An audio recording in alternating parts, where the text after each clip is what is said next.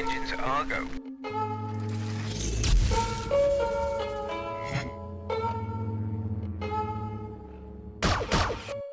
What's going on, YouTube? Welcome back to the channel.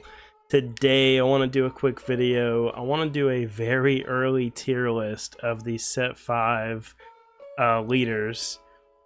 Today we actually got one spoiled, Morgan Elsbeth, so I'll get some time to talk about her today, but we're gonna get right into the list. Honestly, I'm not gonna waste any time today.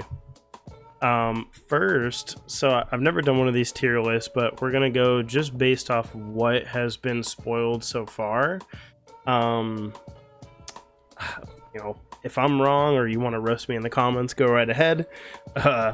We still have a lot to be revealed, so some of this tier list might change, and I also want to do 2 parts to this. So today's video will be part 1, and then part 2 will be the remainder of the leaders, so that way we can update this list a little bit after we get everything else revealed.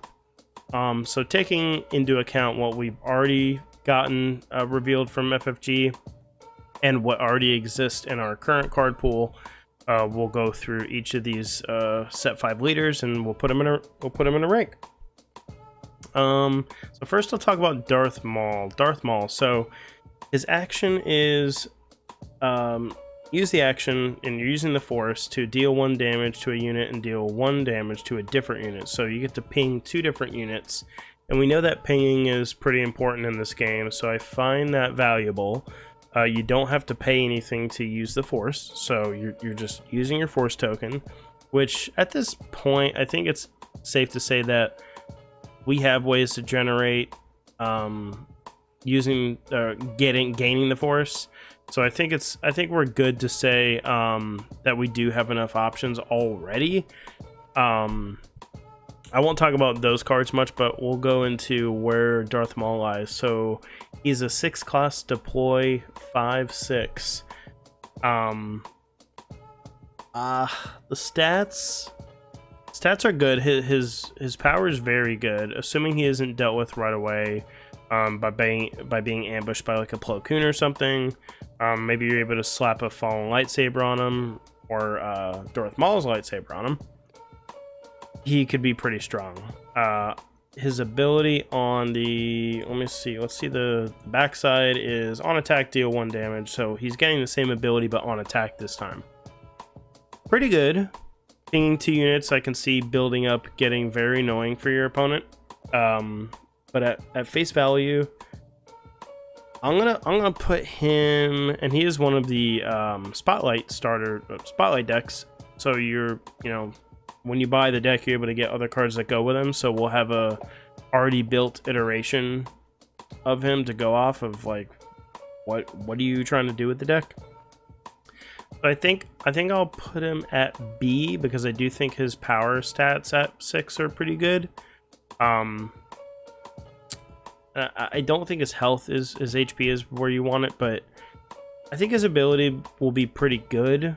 I'm gonna put him at B right now. Keep him at B. Next up, we got Qui Gon Jin. So Qui-Gon, he's a 6 deploy leader with the Force Jedi Republic tag. When this unit completes an attack and survives, you may return a friendly non-leader unit to its owner's hand. Play a non-villainy unit that costs less than the return unit from your hand for free. So you're resource cheating. That's the deployed side. The front side is you action use the force and you get to return a friendly non-leader unit to its owner's hand. Play a non-villainy unit that costs less than the return unit from your hand for free. So you're resource cheating, and we've already seen that be very good in the game. We've talked about this a lot, but I do think he is low-key going to be one of the more like broken leaders. I think there's going to be a lot of ways to just play things for free, and I see this getting actually pretty out of hand. I'm honestly going to put him at S tier.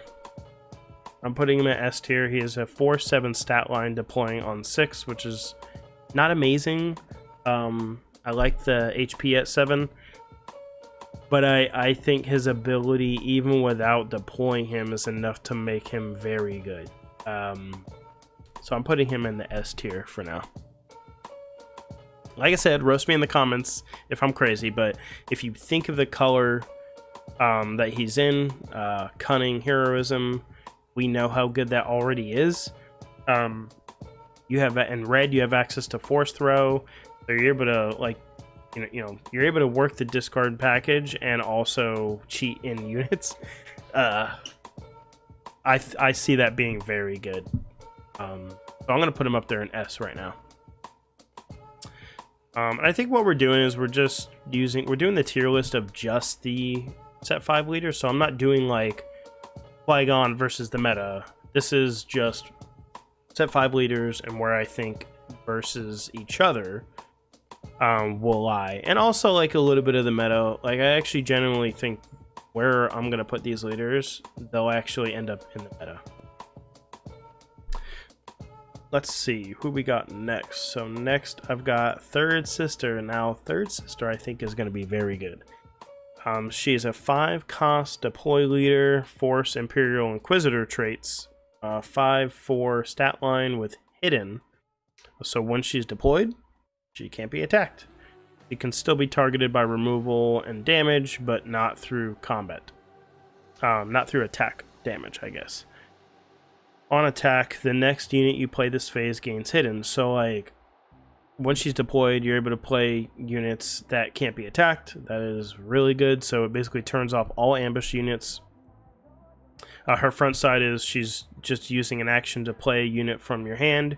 It gains hidden for this phase. So like she has no cost to do that. So I mean, every unit you play, well, every unit for once a turn, you get to play hidden. You get to play it with hidden on it. So you just pick the most important unit that you want to use it on. It can't be attacked that phase and can only be removed by card ability that says remove or defeat or damage. So interesting. I think 5-cost deploy swing for 5 is very good. She can't be ambushed, so it'd be different if I said she doesn't have hidden, but she gives everything else hidden. She deploys, she has hidden, so she can't be ambushed for 4 when she comes out. She can be removed, yes, we know that. It's also a risk with a lot of leaders that are actually very good right now, like Sabine. She deploys on 4, can be takedown on 4. That's the risk you take playing the deck. But she's still doing very good, and I think that might be the case with Third Sister. You play her, you deploy her, you put a lightsaber on her. Then you just have to Rivals Fall or Power the Dark Side, but killing her when she's deployed is going to be very hard. I'm gonna put. I'm gonna go real ballsy here. I'm gonna put her in A for now. If she had more health, I would put her at probably S. I do think she's going to be very relevant. She might not be as relevant until rotation happens, but I could be wrong on that, though. I could also be wrong on that. I think she's going to be an A tier leader, 100%. Like, she's good. Having the 5 power, playing units that can't be ambushed right away or attacked, that's very good. Hidden is going to be a very good mechanic. I just know it. Next up, we'll go to ObiWan Kenobi. So the new Obi-Wan, he's a 5-cost command heroism leader with the 3/6 stat line, Force Jedi Republic tags. On attack, you may give an experience token to another unit without an XP token on it. So you can buff units. Doesn't have a restriction on the cost or the HP or the power, sort of like Rey's. And on the front side, we have action, use the Force. Give an XP token to a unit without an XP token on it. So I don't know about this one, honestly. See, putting a restriction on the fact that you can't just keep giving XP tokens, like we already have Grand Moff Tarkin who can give XP tokens with, as long as it's an Imperial unit. it could just give XP tokens. There's no cap on it. If they would have done that for, let's say, Force units, I think that would have been fine. I mean, you're having to use the Force to give one buff to a unit. Maybe I'm not seeing something. I think this is very bad. There are so many other command heroism units that I think, or leaders that I think are good that I'd rather play. I don't think using the Force to give one XP token to something is worth playing. I just don't think it is. I'm putting him at D. I'm putting him at the bottom. I don't think he's good. I like that he's a 5 deploy leader, but as we're seeing a lot more early deploy leaders coming out. I don't think he deploys on 5 is a valid reason to play him. I think he's D. I don't think he's going to be any better than that. There's other leaders that you should probably look at before we're looking at Obi-Wan.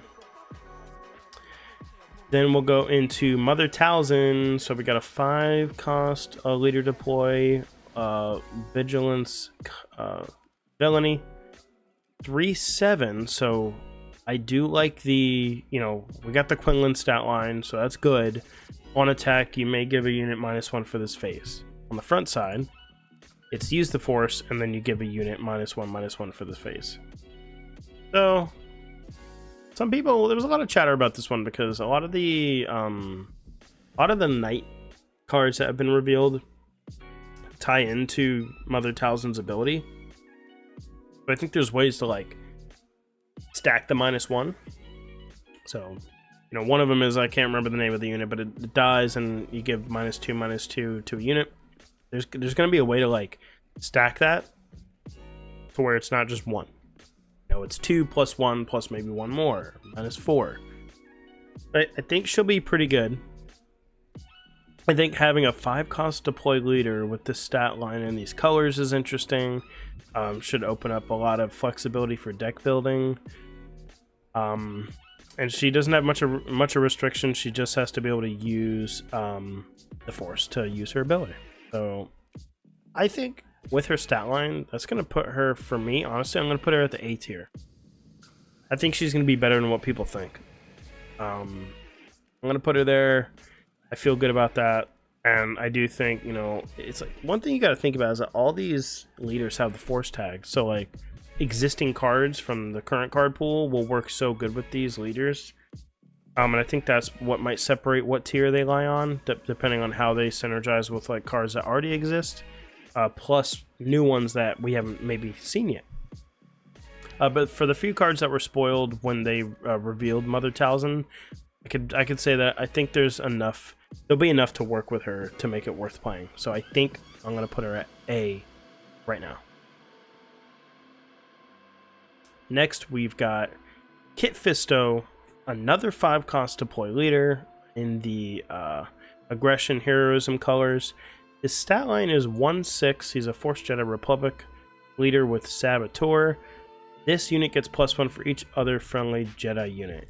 So you have to have this board of Jedi on the 5 resource turn to really make him feel big. I think you could probably achieve this pretty easily and so it's each other friendly unit, friendly Jedi unit. If it was for each friendly Jedi unit, I think that would have soared him above where I'm about to put him. I think the restriction of he's only going to be as good as your board is in a meta that building the board state is hard unless you're playing really cheap units, which get killed easily. God, I really want to put him higher than I'm about to, but I'm going to put him in the C tier. I could see him being very good. Let's say you're a 5 cost deploy with 6 health, and maybe you get to 4 or 5 power. That puts you pretty far above right now. You saw the last couple 5 deploy leaders we saw were at 3 attack, or if they're 5 attack, their health is significantly lower, the sister, the third sister. Man, I'm gonna put him, where did I put him? I put him at C. I think that's pretty good. I think if you can get him built up enough, he can move up to the B tier. But I think right now I think right now he's going to stay at C until we get more. If there's a lot more cheap Jedi that somehow get bigger or have like the hidden keyword where you're going to be able to stick the board enough to where when he deploys, he's huge. I don't know if I can see that happening. And is it worth like, and then he just gets like, you know, ambushed or something? I don't know if it's even like worth, you're having to build your board just to make your leader deploy worth it. It's a little risky. So I'll put him at C. Next we got Kanan Jarus. He's off the bat is going to be very good. He's a 6 cost deploy leader with a 3/6 stat line, Force Jedi Rebel Spectre tag, so his tags are very important here. You can throw a wing leader on this guy and make him a 5/8 on 6, which is significantly better.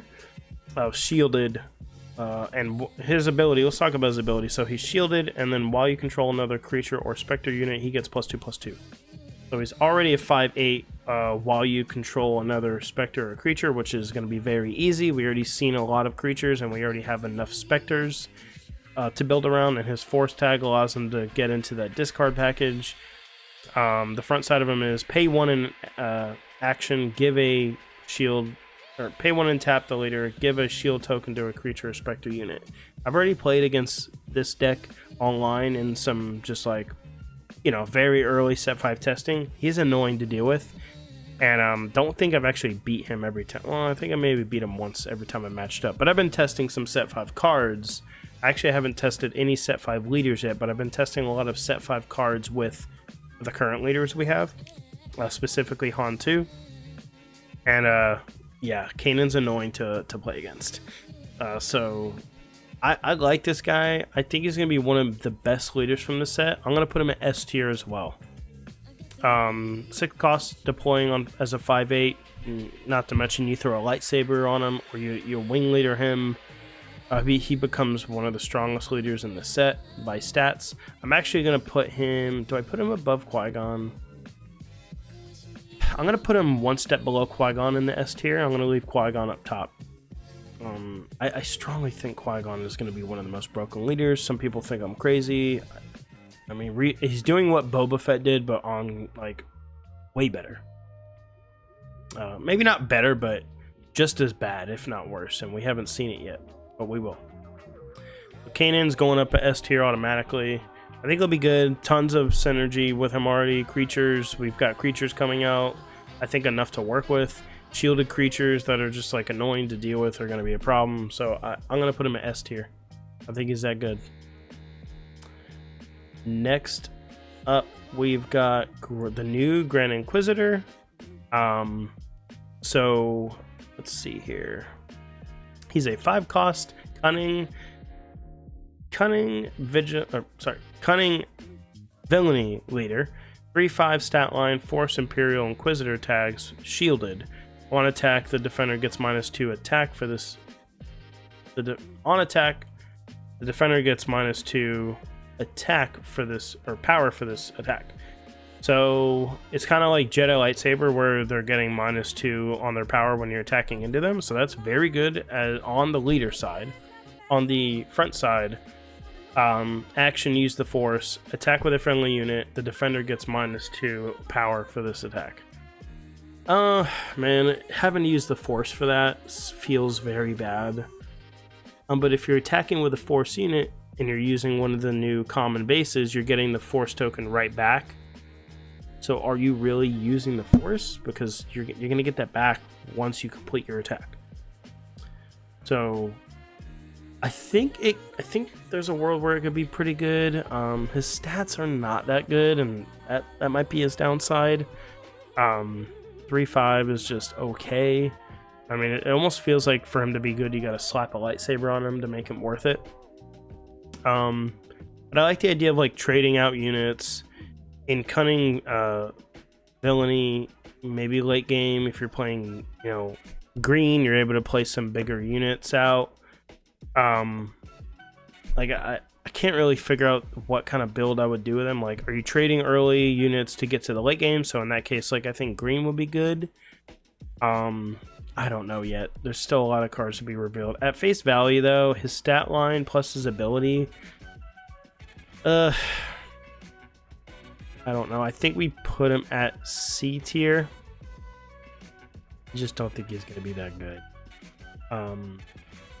There's already leaders that do this kind of idea better, like Anakin. You're trading out units early while doing damage to your base, making your deploy much stronger. That feels better than this. So I'm going to put him at C tier for now, at the bottom. All right, who we got next? Next we have Revan. So Darth Revan. What do we got? So 5 cost villainy leader. He's only villainy color. Restore 1. When a friendly unit attacks and defeats a unit, you may give an XP token to that friendly unit. I think it's pretty good on his leader ability side. When on his front side, when a friendly unit attacks and defeats a unit, you may exhaust this leader. If you do, give an XP token to that friendly unit. So you're using your units to trade out other units and gain more XP. So I like that you don't have to use the force. I like that it's just a passive when this happens, and it doesn't restrict it to once per phase, once per turn. You can do this with multiple units per turn. So multiple units, killing things, gaining XP. I think there's something there. You may have to work really hard to build around it because you're only going to have a second aspect. So I think just being restricted a whole aspect we've seen hasn't been too hard to navigate around. We've seen like Hera do well with Lake Country. We've seen Cad Lake Country do okay. We've seen Palpatine Lake Country work it out and find a way to win a PQ. Yes, it was only 30 people, but it still counts. So we'll see where he lies. I do like his lightsaber on him on his deploy is really good. I like his stat line 3/6 on 5. It's like our standard now.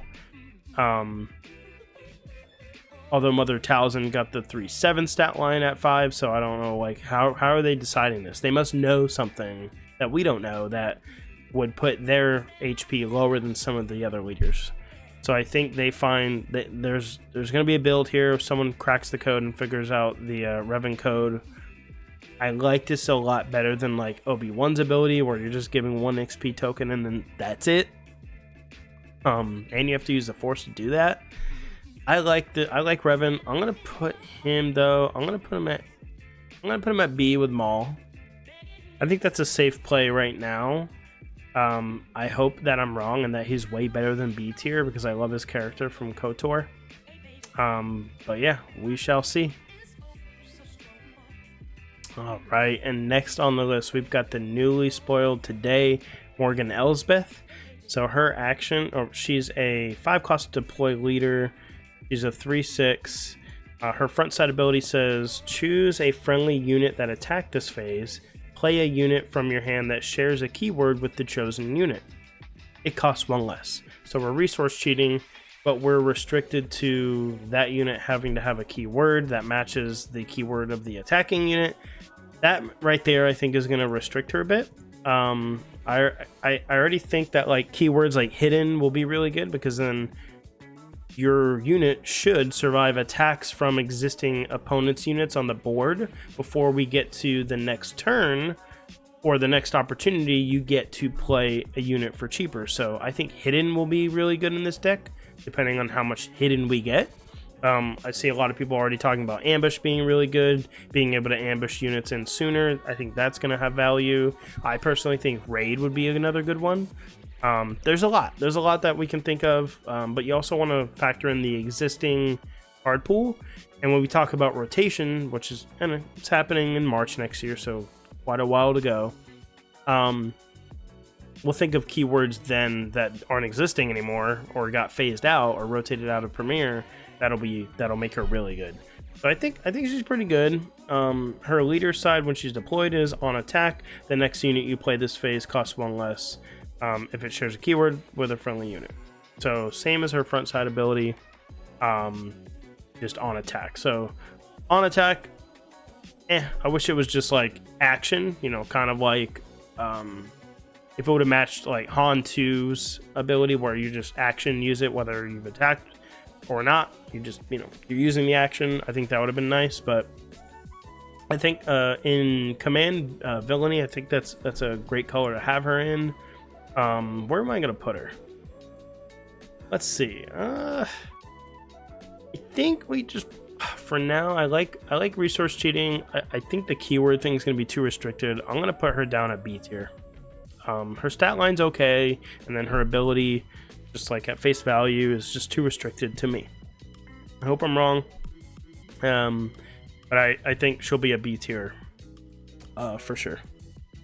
All right, and lastly, we've got Avar Kriss.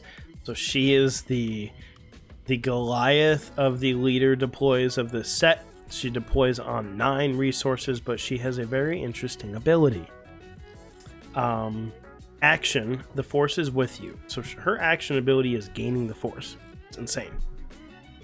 And then her epic action is, if the number of resources you control plus the number of times you use the Force this phase is 9 or more, deploy this leader. So again, we're resource cheating to get our leader deploy out earlier. I've already seen online, like I've looked at the comment section on certain videos that talk about her, and people saying that they've deployed her on 5 resources, 6 resources. Like even any of those is amazing, but here's the catch. When she's deployed, while the Force is with you, which is all the time, this unit gets +4 and gains overwhelm. So she's possibly a 8-10 on the 5, 6, or 7 resource turn. That alone is amazing. Let's not forget throwing a lightsaber or something on her to make her even bigger. This leader is going to be an absolute problem. She directly synergizes with the entire set. The color palette is amazing, command heroism, so like being able to play Luke's and Home Ones and all these big ships and just big everything is amazing. Being able to use the Force every single turn is amazing, and that's guaranteed because her ability allows you to gain the Force. I'm putting her all the way at the top, S tier, and I'm actually going to put her ahead of Kanan. I still think Qui-Gon's going to have an edge because, you know, you're flooding the board and you're playing things for cheap or for free. You're resource cheating even harder. She can resource cheat herself out, but she's not resource cheating anything else. So that's why I'm putting Qui-Gon ahead of her. I mean, just the idea of having an 8-10 when you on the 5 resource turn is like, that's insane. I mean, you look at Palpatine when he deploys on the 8 resource turn, and if you're lucky and you ramp, you get him as early as like that 6 resource turn, not second. That right there is an impact, but even getting something even bigger out sooner is crazy. Because she becomes an 8-10, not a 4-10. So off the bat, man, I think this is gonna be one of the best leaders in the game. Haven't personally tested her out, haven't personally played against it, but I see this like, if this thing deploys, if she deploys sooner than 9, which that's the goal, is like get her out sooner. It's just a scary thing to deal with. If you're not able to just hard remove her, then it's going to be very hard. And when rotation happens and we don't have cards like Rivals Fall, Takedown, Fell the Dragon, which those don't work on her. Well, Takedown does, but not Fell the Dragon. Power of the Dark Side, like all these things that are easy answers for a clear board leader deploy, and they're gone, like not able to just defeat this off the bat is going to be a huge problem. I'm foreseeing the future here, and I see her being one of the best leaders in the game, not just in set 5, but in set 5, we're putting her at S. Like this is my list. This is what we got right now that's been revealed. If I missed a leader, I'm sorry. I think I got everybody that's been currently revealed as of 12/22 on Tuesday. So we just got Morgan Elsbeth revealed, and I think we'll probably get more by the end of today. But like I said, guys, I'll do a second part to this video talking about, you know, tier list, where do we think the set 5 leaders are going to land against set 5 leaders, talk about where they'll be in the meta that it currently exists. That I don't know yet because we don't have all the cards revealed, so we can't really like get any analysis of like what the leaders are going to be a problem versus what already exists, but we'll talk about it when we get there. But honestly, we'll go into a final thoughts segment. Thanks for being a part of the channel if you're already subscribed. If not, please hit that subscribe button. It's going to help us out a lot. I'm trying to grow the channel. We're putting out 2 to 3 videos a week. I'm trying to be consistent on at least 2. And we'll be putting out more content as the time goes on. It's been a pleasure recording this video today. Hey, we'll see you guys on the next one. Peace.